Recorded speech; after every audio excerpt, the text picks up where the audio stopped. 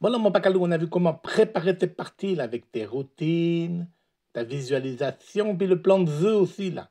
Mais tu rentres encore des coups, puis tu t'énerves facilement quand tu les rates, hein. Oui, oui, c'est malheureusement assez vrai ça. Alors on va voir aujourd'hui quelques astuces pour gérer cette frustration qui, si elle n'est pas gérée, devient de la colère justement. Alors Smarty, la frustration au golf, bah, c'est inévitable, hein. Que l'on soit amateur ou pro de PGA d'ailleurs. Malgré la régularité recherchée, espérée, bah, quelques balles s'éloignent toujours des trajectoires pensées, et puis elles finissent à l'eau ou dans un lie difficile, voire se perdent même. Ou alors malchance, comme ici, ils rebondissent hors du trou. C'est un jeu de frustration, donc le golf mon Pacalou, bah oui. En tout cas, c'est un jeu qui te force à gérer ta frustration. Comme dans la vie finalement, où on n'a pas toujours ce qu'on veut. Comme un beau steak, mon Pacalou, par exemple, steak que t'attends toujours. Bon exemple, Smarty, bon exemple. Alors il y a plusieurs stratégies pour gérer sa frustration. Stratégie numéro 1, et qui ne marche pas, je le dis d'emblée, c'est avaler sa pilule Valda, comme dirait mon épouse, et passer au coup suivant.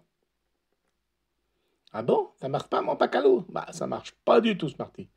Ah bon, mon Pacalou? Et pourquoi? Eh bien, les avancées récentes des neurosciences nous le démontrent, et les anciens le savaient d'ailleurs intuitivement. Il faut apprendre à faire son deuil. Tu vas loin là, mon Pacalou, il n'y a pas mort d'homme pour une balle mouillée quand même. Non, non, pour une balle mouillée, comme tu dis. Mais l'accumulation non gérée, non traitée de mauvais coups va faire ressortir à un moment, instantanément, tous les ratés de la partie, à un moment ou un autre, le plus souvent de manière totalement inopinée, et là, la colère gronde. Inopiné, mon Pacalou? Pas tant que ça. Tu as dit que de toute façon, ça allait ressortir, donc tu t'y attends. Mais oui, tu as raison. En tout cas, il faut une autre stratégie pour gérer le mauvais coup. Ah ben, cette stratégie passe nécessairement par accepter ce mauvais coup. Il faut que tu acceptes de mal jouer, mon Pacalou. Je n'ai pas dit accepter de mal jouer, Smarty, mais accepter les mauvais coups. Alors, première piste de solution, bien sûr, revoir les vidéos précédentes. L'entraînement, la routine adaptée et entraîner la routine, visualisation, plan de jeu, et puis aussi sûrement des cours avec ton pro préféré pour améliorer et stabiliser ton swing.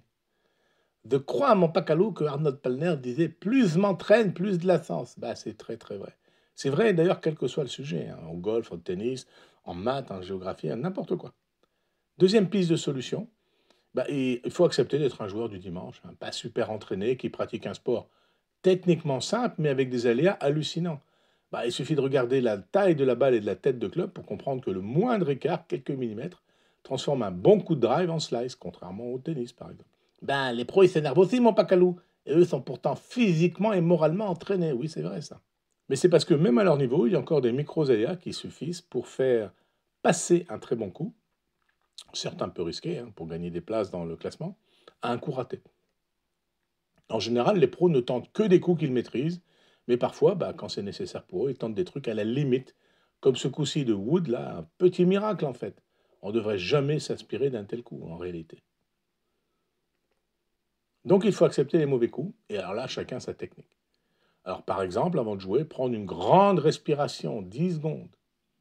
Puis aussi accepter d'être un humain, on n'est pas parfait. On passe à la suite. L'excellence, être excellent, c'est tout faire avant et pendant les rounds pour toujours jouer de son mieux. Mais son mieux, c'est pas être Tiger Woods. Et puis pour les plus cérébraux, on peut ajouter une petite routine post-coup et analyser le coup. Est-ce que j'avais de la tension dans mon corps au moment où j'ai tapé la balle? Est-ce que le rythme était un peu défaillant, etc. Pour les bons comme pour les mauvais coups. Comme ça permet de relativiser, puis éventuellement de faire un peu de stats là où on pêche. Tout ça, en fait, participe du lâcher-prise. C'est donc faire son deuil du mauvais coup, ça m'en pas qu'à louer, exactement.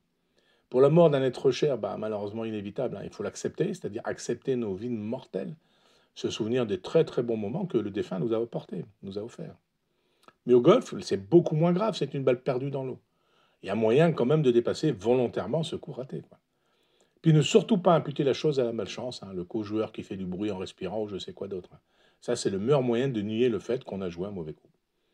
Bref, il faut accepter de faire de temps en temps, le moins souvent possible, bien sûr, des mauvais coups. Oui, mais quand tu rates un coup, mon Pacalo, c'est malgré tout, tu te mets en colère. Ah bah, c'est trop tard.